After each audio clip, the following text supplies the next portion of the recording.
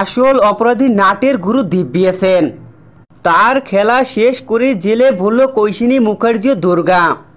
বিস্তারিত সম্পূর্ণ জানতে হলে ভিডিওটি না টেনে দেখতে থাকুন শেষ পর্যন্ত। কৈশিনী মুখার্জি ও দুর্গার প্ল্যান বুঝতে না পেরে কোর্টে ফেঁসে গেল দিব্যা সেন। দেখা যায় কোর্টে জগদ্ধাত্রী স্বয়ং হাজির হয়।